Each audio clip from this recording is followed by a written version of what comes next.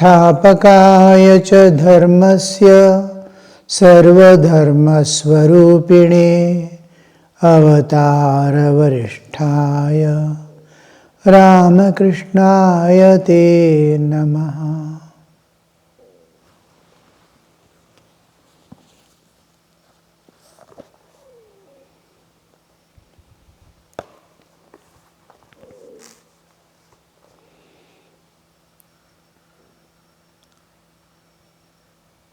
Mahimacharan is reciting the Uttara Gita. Finally, he came to the 7th verse of the 3rd chapter, which reads, "The twice-born worships the deity in fire." After the vows that he takes, how I will live in this world. Small vows. I will look upon this world as manifestation of God.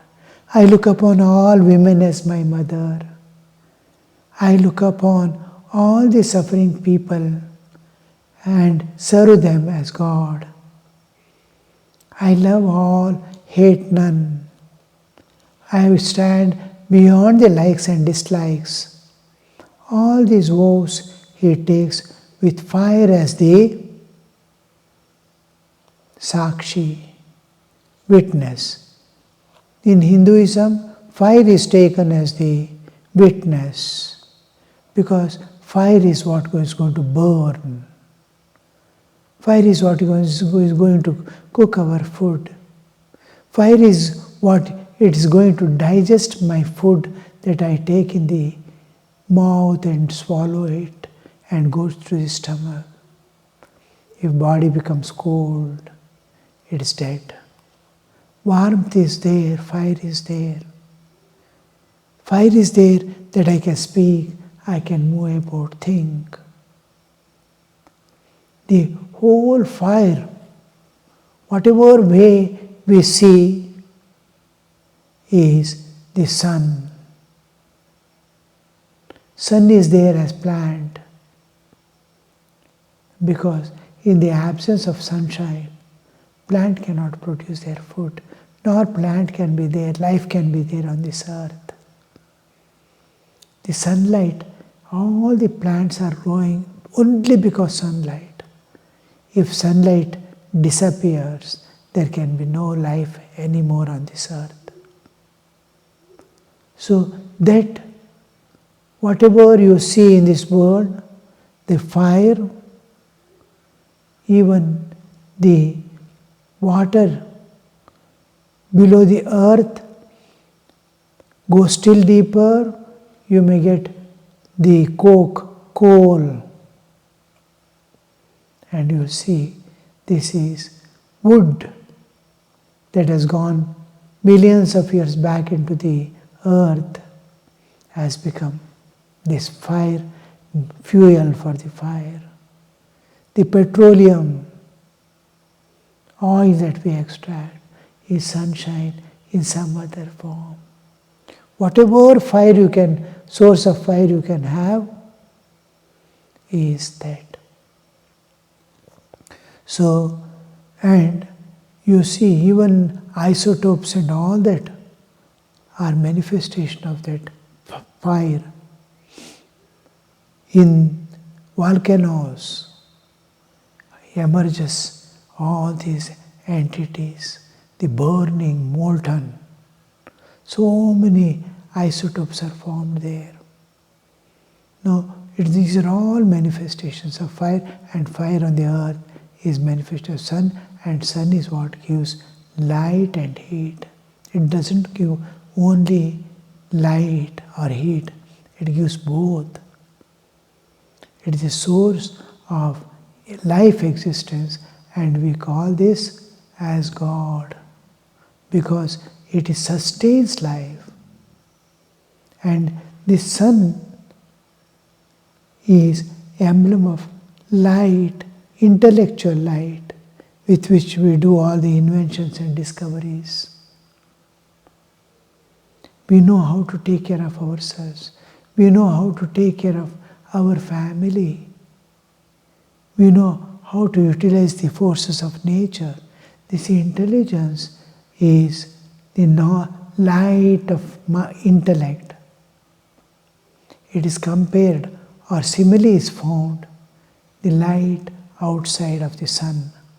So sun represents both our intellectual capability and physical existence. And its reflection in the moon as cool reflection is what is there as mind. So how with sun we tally the intellect or take sun as the representative of intellect, cosmic intelligence. So also moon is taken as the mind representing mind. Adidevata of mind, Adidevata of buddhi. Adideva buddhi is sun. Adidevata of the manas is moon. Sun and moon, two lights. One is reflected, one is original. So buddhi is original, mind is reflected. This is firm, Nischyatmika buddhi, sankalpa vikalpatmikam manas. Mind is thinking always of the pros and cons. That is certain. Certainty is there. So this fire is worshipped, and fire is taken as the witness of all that I do. He takes the vows, say twice born. Those who want to have a spiritual eye to see this world, that eye is endowed, and that he has to take certain vows to acquire that power of seeing divine everywhere. So he takes the vow as fire as the and fire, oh fire, you are the source of life. Make me stick on to these vows. May I never deviate from my vows. Pran jai, par vachan na jai. May life go, may death come, but let me not deviate from the vows that I have taken. So he takes the fire as the witness, and this he goes with a prayer. Each day he offers, he preserves that fire which he takes, usually is supposed to preserve.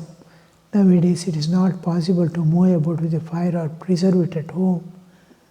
And that tradition, very few are following. After the sacred thread ceremony of Upanayana, they take that fire as it is home, and daily he has to do the fire ritual. He has to offer some ahuti to the fire, keep the fire burning, and in the same fire he will get married. The marriage vows are taken in the same fire, and after that it is brought back to home and is preserved. Then he has to do different types of fire rituals. As a brahmachari, he will do these fire rituals in a different way. As the grahastha, he will do in a different way. The fire ritual continues. Finally, when he dies, the whole life was witness. The fire was witness. What I had to do, and what have I done? What were my woes, and how I lived? This tally, last the same fire continues, and it is in that fire the body is burnt of a Hindu. While going around the Narmada river, Narmada Parikrama, we take first begin, anywhere we can begin. It is 3,500 kilometers, whole round. It takes about 3 years, 3 months, 13 days, if you properly do. So, and the day you can start anywhere or to come back to the space, so same spot. in the end, going around circumambulating the river. When you come to that place, it is over. The day when you start, you take a small bottle, glass bottle, fill it with Narmada water, close it, and daily you worship it in the morning. And again continue your journey on foot. And it goes on. The whole circumambulation overs. And when he comes back, his only companion, no friends, no relatives, no possessions. He goes without any possessions, no footwear, no umbrella. He goes as it is, in sun and shine, in winter and rainy seasons he stays somewhere and continues. And his only companion was that water. Mother Narmada was with him. And this was the constant companion. In the life of a brahmachari, the fire is the constant companion. And this one, last whoever goes on the parikrama, that water is offered at Omkareshwar temple. Whoever goes from anywhere to anywhere, the parikrama, finally they come to the Omkareshwar and offer to the deity there on the Shivalinga, they give the offered. So one constant companion was there. Here also, 5 rituals who performs, whole life is that fire was witness. How I spend the day, how I spend the night, how I spend the life, all this is, you are the, in Ishavasya Upanishad, last thing is that fire is asking, let this body be burnt away. Let the elements go back to their sources. I am the pure spirit. Let the earth part go into the earth, water part go into the water. And I am Brahman. I am the spirit. Let the body dissolve into its cause. So that is the 5 rituals that a brahmachari does. The twice born worship the deity in fire, and the munis contemplate in the heart.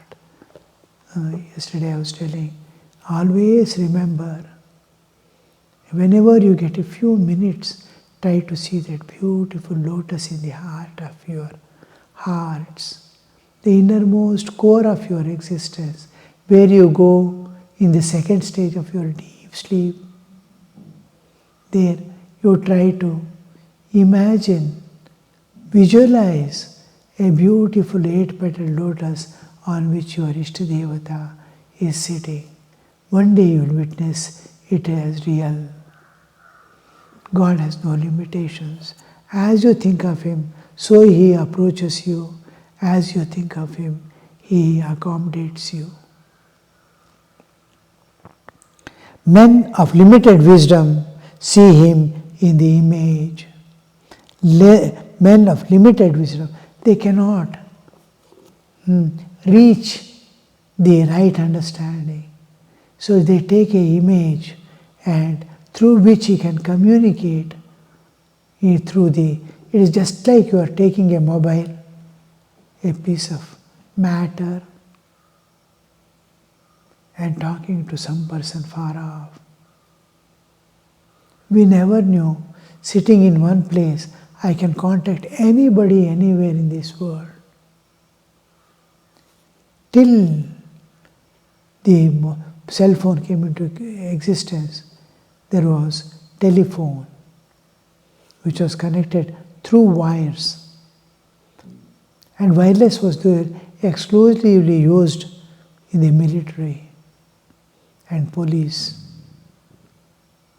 Here we see suddenly an invention that was limited. I have to talk to one person at a time, and through the telephone. and slowly it has grown. I can talk to any number of people through my own means. I can talk from anywhere to anywhere. And from my home, wherever I am, in the forest, and while flying in the flight, I can talk to anybody, anywhere. How the evolution comes, you see. The limited is becoming unlimited. I can reach anybody, anytime. Like that, God can be reached. Once you get a cell phone, you need not move about here and there. You see Him within and without, everywhere. He pervades everything. You can see Him. But those who could not possess this cell phone, they have to go to the booth to ring up someone. Now, these people who could not afford, who could not do tapas, who could not develop their intellect to understand God is all-pervading. How can God be all-pervading? Is He here? Is He here? That question comes. It's exactly like blind person. He asks, what is light? We explain what is light. Then he asks, where is that light? We tell him, he is blind. He asks, where is the light? We say, it is there everywhere now. Now it is daytime. I can see the tree, it is below the tree, above the tree, surrounding the tree, everywhere it is there. He asks, is it here now? What to tell him? We say, yes, he is everywhere, here also is there. Then he moves his hand and says, I don't feel, I don't understand. Now, he doesn't have that eye to understand light is everywhere. So also, some humans, they have not reached that level of seeing God everywhere. I can call anytime, anywhere, in any form and in and through. Now, the people for that, the intellect not yet grown to that level. We know, the one who knows that God has become this whole universe. My child, you can't see God everywhere so easily, and whatever you see, you don't understand it is God. So you do one thing. Take this image of God. This is stone. I am going to call him here to be here. You worship this, love this. One day, seeing your devotion, seeing your longing, he will manifest through this image. He is all-pervading, but he can be seen only when he reveals himself. But one day he will do, depending upon your longing. So the image is given to him. This is God. And what works here is only faith. He has not seen God. So at least if you say, here is a ghost, people will believe, though they have not seen. But when you say, God is here in this picture, it becomes difficult to see, because the ghost is fear-creating. Maybe it is there. With maybe they have faith. Here it is, but no faith.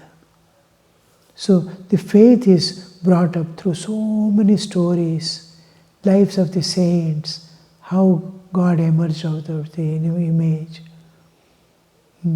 All the stories and then scriptural authority. And then Lord's words that come in the Bhagavad Gita and all like that. You can worship. Wherever you see any glory, know that I am there in special way. Like that. He goes on. So all this collectively make him have faith in that image and do with all dedication, expecting God will manifest in and through that. And He does. Sri Ramakrishna began with this image worship to bring about the awareness, yes, God does accept your worship through the image and He manifests through it. So this is the image worship. And why do we call them? Limited wisdom. They have wisdom, they believe in God, but God can be everywhere, they are not able to access it. Because reality that senses depicting are different. The reflection, it is reflecting something else. I am seeing something and people are saying, wise people are telling, I understand what they are telling, but I am not able to see. So these are less wisdom. No. Can we have an example here in this world? Yes. We hear from the science. From childhood we have been hearing the earth moves around the sun. We are sitting on the earth, like we are sitting on a horse, and horse is moving somewhere. Do we not understand the horse is moving? I am sitting on it, horse is moving around a circle, around a tree. I can understand. I am sitting on the earth, but I don't see the earth moving around the sun, like a horse moving around the. I must have seen. Experience contradicts the truth. They say earth is moving, but I don't see. I don't see the earth moving at all. And what do you see? Morning sun is moving up around the earth. And it totally contradicts what scientists say and we believe in, that earth moves around the sun. Our direct experience, same thing happens in spiritual life. The enlightened say, God is here. What you see is God. But what I see is only world. It contradicts the truth. Just like the statement, earth moves around the sun, contradicts what we experience. Then what is the way? When will I see earth moving around the sun? He says, go far away from the earth. Go away, away, away. Stand near the edge of the solar system and peep into the solar system. You will see earth moving around the sun. Not only earth, the 9 planets moving around the sun. You will see. And this is how will you, then we will take him mentally and show how the things are happening. We should put a picture. We do a mechanical instrument which can, and mind can understand. And one day, his efforts to go beyond and see, he may succeed. But this same thing happens when the enlightened soul says, take this image and worship. And these people worship and come to the level of enlightenment. And the yogis who have attained same-sightedness, behold him everywhere. And the yogis who have attained same-sightedness, absolute equanimity, behold him everywhere.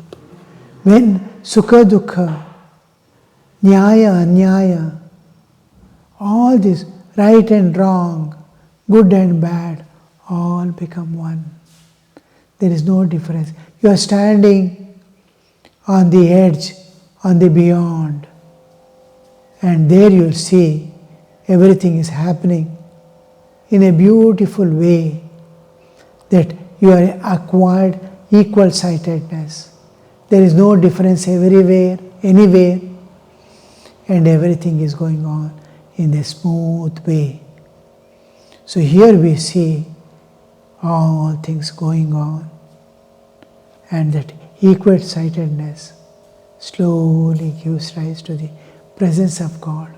Oh, when all things are looking equal, one seamless existence exists. What to hold, what to leave. And there you see the manifestation of God as it is, without any difference.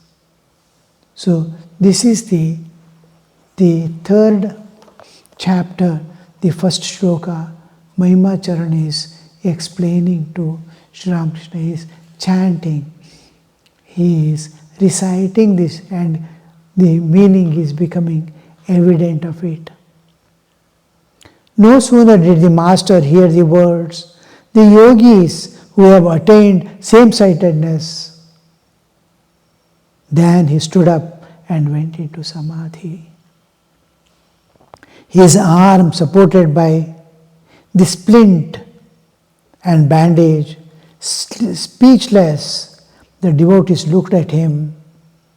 This yogi who had himself attained that state of same-sightedness, absolute equanimity, no difference between anything.